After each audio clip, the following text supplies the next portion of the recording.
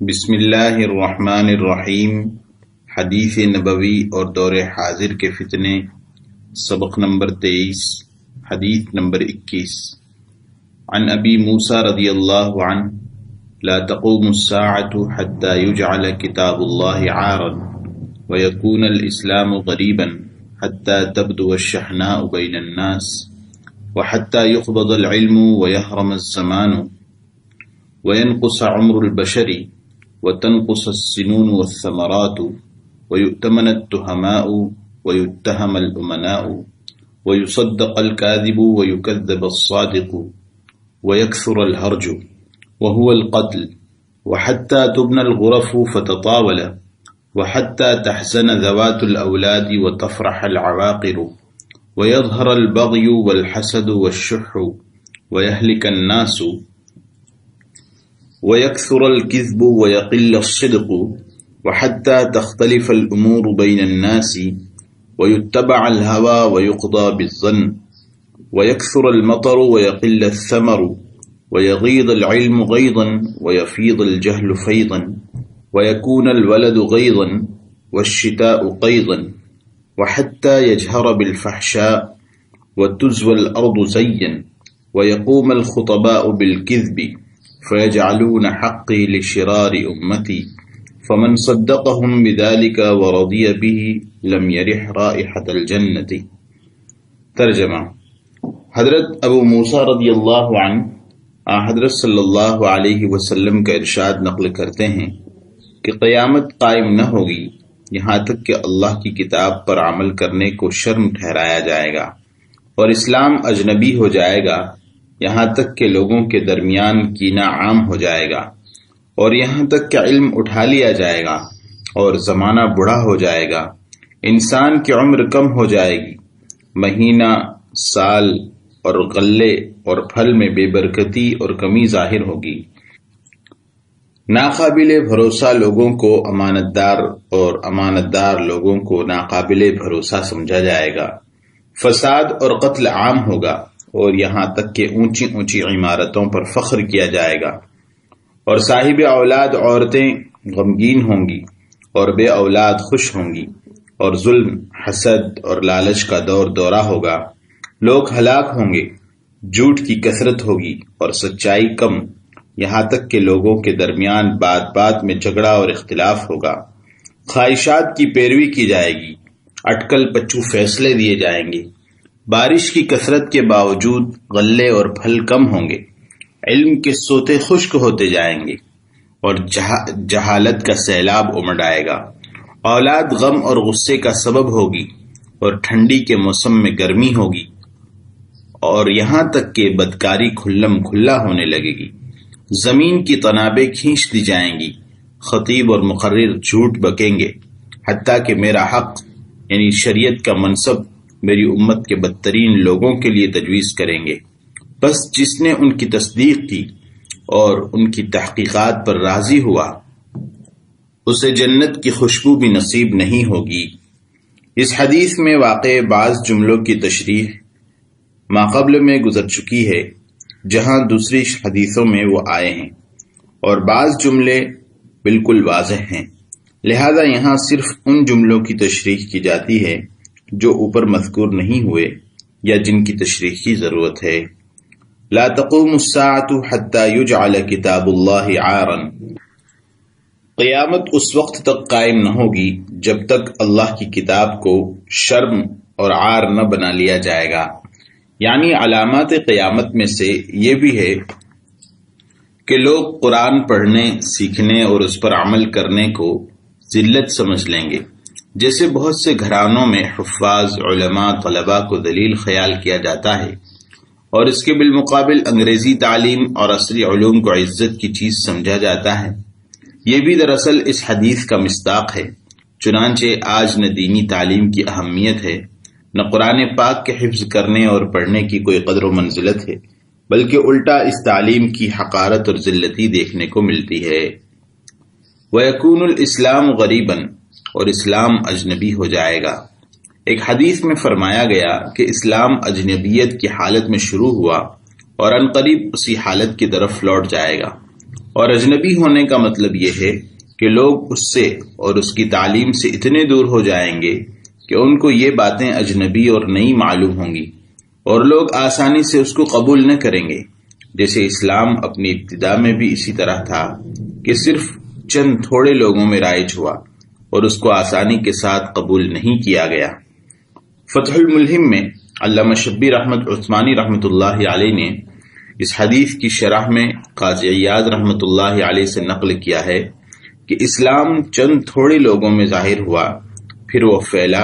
اور ظاہر اور غالب ہو گیا، اس کے بعد پھر اس میں کمی آئے گی، یہاں تک کہ صرف چند لوگوں میں محدود ہو کر رہ جائے گا۔ حتیٰ تبدو الشحناء بین الناس، حتیٰ کہ لوگوں کے درمیان کینہ عام ہو جائے گا، یعنی ایک دوسرے سے نفرت اور دشمنی، بغض پھیل جائے گا۔ آج یہ بات بھی بہت حد تک نظر آتی ہے کہ ہر آدمی دوسرے کو برا سمجھتا اور اس سے کینہ اور نفرت رکھتا ہے، الا ماشاء اللہ، اور اس کی وجہ دراصل خود غرضی اور دنیا طلبی ہے کہ جب آدمی کو کسی سے اپنی غرض پوری ہوتی اور دنیا ملتی نظر آتی ہے تو اس سے تعلق کا اظہار کرتا ہے، ورنہ دل میں نفرت رکھتا اور بغض اور دشمنی کا مظاہرہ کرتا ہے۔ وَيَحْرَمَ الزَّمَانُ، زمانہ بوڑھا ہو جائے گا، یعنی اپنی آخری عمر کو پہنچ جائے گا، جس کے بعد اس کی موت اور فناہی ہوگی، اور زمانے کو بوڑھا کہہ کر غالباً اس طرف اشارہ مقصود ہے کہ لوگ نیکیوں اور خیر کے کاموں میں سست ہو جائیں گے، اور شر اور برائی کا دور دورہ ہوگا، کیونکہ بڑھاپا سستی کا اور عیب اور کمی اور بیماری کا زمانہ ہوتا ہے۔ اسی طرح اس زمانے میں انسان بھی خیر کے کاموں میں سست اور روحانی بیماریوں میں مبتلا ہوں گے۔ پھر اس میں اس طرف بھی اشارہ ہے کہ اس زمانے کے لوگوں کی اصلاح اسی طرح مشکل ہوگی جس طرح بڑھاپے کے بیماریوں کا علاج مشکل ہوتا ہے، بلکہ عام طور پر اس کا علاج یہی ہوتا ہے کہ آدمی مر جائے اور ختم ہو جائے۔ اسی طرح اس زمانے کے لوگ جن روحانی بیماریوں کا شکار ہوں گے ان کی اصلاح بھی نہ ہو سکے گی یا انتہائی مشکل ہوگی۔ واللہ اعلم۔ وَيَنْقُصَ عُمْرُ الْبَشَرِ وَتَنْقُصَ السِّنُونُ وَالثَّمَرَاتُ، انسان کی عمر کم ہو جائے گی اور سالوں اور پھلوں میں کمی ہو جائے گی۔ چنانچہ پہلے کی بنسبت اس زمانے میں عمریں گھٹ گئی ہیں، اور نوجوانی اور جوانی کی عمر میں بھی کثرت کے ساتھ موت ہوتی ہیں۔ یا یہ مطلب ہے کہ عمر میں برکت کم ہو جائے گی کہ پہلے لوگ اپنی عمر میں جتنا کام کرتے تھے اتنا کام اتنی عمر میں نہ ہو سکے گا۔ اور آج یہ بھی دیکھنے میں آتا ہے کہ ہمارے اسلاف نے 60-70 سال کی عمر میں جو کام انجام دیے، آج کے لوگ سب کے سب مل کر بھی اتنا کام نہیں کر سکتے۔ اسی طرح سالوں کی اور پھلوں کی کمی کا ایک مطلب یہ ہے کہ ان کی مقدار میں کمی ہو جائے گی، جیسے کہ ایک حدیث میں ہے کہ سال مہینے کی طرح اور مہینہ ہفتے کی طرح اور ہفتہ دن کی طرح اور دن ایک گھنٹے کی طرح اور گھنٹہ اس طرح گزر جائے گا جیسے کوئی آگ روشن کرے تو ایک لحظے میں گزر جاتا ہے۔ یعنی وقت ایسا گزر جائے گا کہ پتہ بھی نہ چلے گا، اور ادھر سال ختم ہو چکا ہوگا، اور پھلوں میں بھی کمی ہوگی اور اناج غلہ کم ہو جائے گا۔ چنانچہ آج ساری دنیا اسی کا رونا رو رہی ہے کہ آبادی کے لحاظ سے غذا حاصل نہیں ہو رہی ہے، اور اسی لیے اس پر بھی محنتیں خرچ ہو رہی ہیں کہ اولاد نہ ہو اور بچے کم سے کم ہوں۔ اور اناج غلے کی کمی کا ایک مطلب یہ ہے کہ مقدار میں تو کمی نہ ہوگی، البتہ ان کی برکتیں ختم ہو جائیں گی، اور پھلوں اور غلوں کے استعمال کے باوجود نہ سیرابی ہوگی، نہ قوت میں اضافہ ہوگا، بلکہ بیماریاں اور کمزوریاں بڑھتی جائیں گی۔ یہ برکت میں کمی کا نتیجہ ہوگا، جس کا اندازہ آج کے دور میں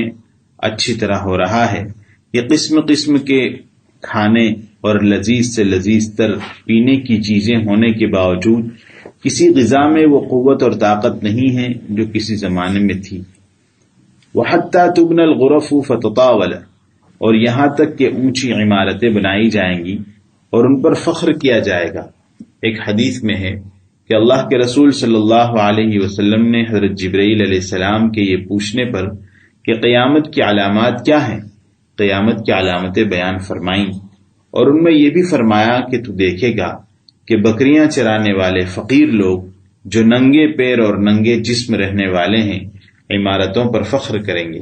اللہ کے نبی صلی اللہ علیہ وسلم کا یہ ارشاد آج کے دور میں ایک واقعہ اور حقیقت بن کر سامنے موجود ہے۔ ہر جگہ نئی نئی عمارتیں اور رینوویشن اور ڈیکوریشن کا سلسلہ دکھائی دیتا ہے،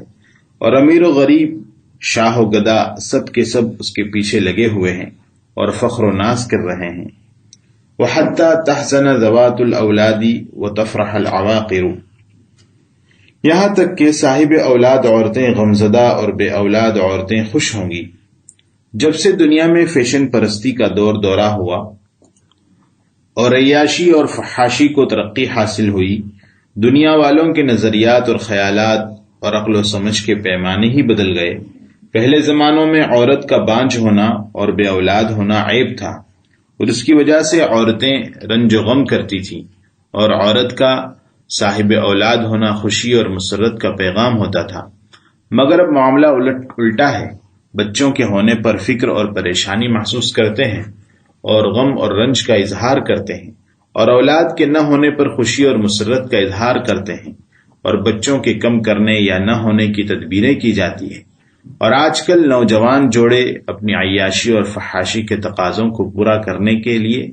پہلے ہی دن سے کوشش کرتے ہیں کہ بچے نہ ہوں، اور اس کے لیے بعض لوگ دائمی طور پر حمل روکنے کی تدبیریں اختیار کرتے ہیں۔ شریعت میں یہ ناجائز ہے،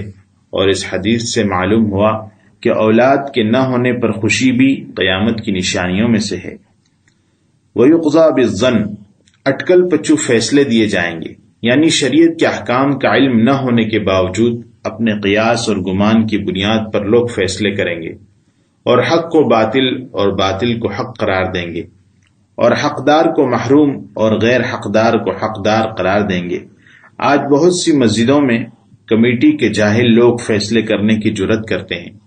اور منمانی فیصلے کرتے ہیں، یہ بھی اس کا مصداق ہے۔ حالانکہ کسی کے معاملے میں فیصلے کے سلسلے میں حدیث میں آیا ہے کہ اللہ کے نبی صلی اللہ علیہ وسلم نے فرمایا کہ جس کو لوگوں کے درمیان قاضی بنایا گیا تو وہ بغیر چاقو کے ہی ذبح کر دیا گیا۔ ایک حدیث میں ہے کہ قاضی یعنی فیصلہ کرنے والے 3 قسم کے ہوتے ہیں، ان میں سے ایک جنت میں ہوگا اور 2 دوزخ میں ہوں گے۔ جنت میں وہ ہوگا جو حق کو جان کر اس کے مطابق فیصلہ کرے، اور جو حق کو جان کر ناحق کا فیصلہ کرے وہ جہنم میں ہوگا، اور جو بغیر علم کے جہالت کی بنیاد پر فیصلہ کرے گا وہ بھی جہنم میں ہوگا۔ غرض یہ کہ قیامت کے قریب ہونے کی ایک علامت یہ بھی ہے کہ لوگ جہالت کے باوجود اٹکل پچو فیصلے کریں گے۔ وَيَكْثُرَ الْمَطَرُ وَيَقِلَّ الثَّمَرُ، بارش خوب ہوگی مگر پھل اور غلہ کم ہوگا۔ یہ انسانوں کے گناہوں کا وبال ہوگا۔ گناہوں کے وبال کی ایک صورت تو یہ ہے کہ بارشیں ہی نہ ہو، جیسا کہ بارہا ایسا ہوتا ہے، اور اس کے بارے میں حدیث میں ہے کہ اللہ کے نبی صلی اللہ علیہ وسلم نے فرمایا کہ لولا عباد للہ رکع وصبیۃ رضع وبہائم رتع لصب علیکم العذاب صبا ورض رضا، اگر اللہ کے عبادت گزار بندے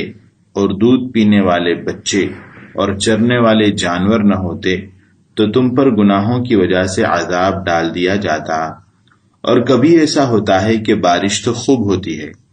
مگر اس سے باغات کے پھلنے اور کھیتوں کے اگنے کا فائدہ نہیں ہوتا، اور اس طرح اللہ کی طرف سے گناہوں کا وبال اور عذاب دیا جاتا ہے۔ اللہم احفظنا من غضبہ وغضب رسولہ ویغیظ العلم غیظا ویفیض الجہل فیضا، علم کے سوتے اور چشمے خشک ہو جائیں گے اور جہالت کا سیلاب امڑ آئے گا۔ اس میں اللہ کے رسول صلی اللہ علیہ وسلم نے علم کو چشمے سے اور جہالت کو سیلاب سے تشبیہ دے کر علم کے لیے غیظ اور جہالت کے لیے فیض کا لفظ استعارے کے طور پر استعمال فرمایا ہے کہ غیظ چشمے کے اور فیض سیلاب کے مناسبات میں سے ہے۔ غیظ کے معنی ہے کنویں یا چشمے کا پانی زمین کے اندر اتر جانا، اور فیض کے معنی ہے پانی کا کثرت اور قوت کے ساتھ بہنا۔ حاصل یہ ہے کہ قیامت کے قریب علم کے چشمے سوکھ جائیں گے اور یہ علماء کے ختم ہو جانے سے ہوگا، جیسا کہ ایک حدیث میں ہے کہ اللہ کے رسول صلی اللہ علیہ وسلم نے فرمایا کہ اللہ تعالی علم بندوں سے چھین کر نہیں اٹھا لے گا، بلکہ علماء کے مرنے اور ختم ہو جانے سے علم کو اٹھا لیا جائے گا۔ اور جب علماء ختم ہوں گے اور اس طرح علم کے چشمے ابلنے کے بجائے سوکھ جائیں گے تو ظاہر ہے کہ جہالت کا سیلاب امڑ آئے گا، اور ہر جگہ جہالت اور جاہلوں کی حکومت چلے گی، نہ اس سے مساجد بچیں گی، نہ مدارس محفوظ ہوں گے، ہر جگہ جہالت کا قبضہ ہوگا۔ وَيَكُونَ الْوَلَدُ غَيْظًا، اور اولاد غم اور غصے کا سبب ہوگی۔ اس کے دو مطلب ہو سکتے ہیں، ایک یہ کہ اولاد کا ہونا غم کا سبب ہوگا، جیسا کہ اوپر کے جملے میں گزرا ہے کہ صاحب اولاد عورتیں غم زدہ ہوں گی۔ دوسرا مطلب یہ ہو سکتا ہے کہ اولاد ماں باپ کی نافرمان اور گستاخ اور بے ادب اور غلط کام کرنے والی ہونے کی وجہ سے ماں باپ دکھ اور رنج میں مبتلا ہوں گے، اور اولاد راحت اور خوشی کا سبب بننے کے بجائے رنج اور غم کا سبب ہوگی۔ وَتُزْوَى الْأَرْضُ زَيًّا، زمین کی تنابیں کھینچ دی جائیں گی، یعنی زمین اس طرح سکڑ جائے گی کہ گویا پوری زمین ایک شہر ہے۔ چنانچہ آج اس کا مشاہدہ اچھی طرح ہوتا ہے کہ پوری دنیا ایک مربوط لڑی کی طرح ہو گئی ہے، اور دور سے دور کی مسافت بھی قریب سے قریب معلوم ہوتی ہے۔ ہزاروں میل کا سفر گھنٹوں میں پورا ہو رہا ہے۔ ایک آدمی صبح ایک ملک میں کرتا ہے تو اس کی دوپہر دوسرے ملک میں ہوتی ہے۔ ہوائی جہاز نے اس حدیث کی صداقت اور حقانیت پر سچائی کی مہر لگا دی ہے۔ وَيَقُومَ الْخُطَبَاءُ بِالْكِذْبِ، خطیب لوگ جھوٹ بکیں گے، حتیٰ کہ میرا حق یعنی شریعت کا منصب میری امت کے بدترین لوگوں کے لیے تجویز کریں گے۔ مطلب یہ ہے کہ فاسق اور فاجر اور بے ایمان لوگ اللہ کے نبی صلی اللہ علیہ وسلم کی شریعت کے خلاف باتیں اپنے خطبوں میں بیان کریں گے اور لوگوں کو بہکائیں گے۔ اس میں بدعتی علماء اور پیروں کی جانب اشارہ ہے، جو اپنی تقریروں کو جھوٹی حدیثوں اور جھوٹے قصوں سے زینت دے کر شریعت اور سنت کے خلاف باتوں کو لوگوں میں رائج کرتے ہیں، اور شریعت کا منصب پیروں اور جاہلوں اور مجاوروں کے لیے مانتے ہیں، اور ان کی ہانک کو شریعت کی طرح قابل اعتبار سمجھتے ہیں۔ آخری جملوں میں ان کی تصدیق کرنے والوں کے لیے سخت وعید سنائی گئی ہے کہ ان کو جنت کی خوشبو بھی نہ آئے گی۔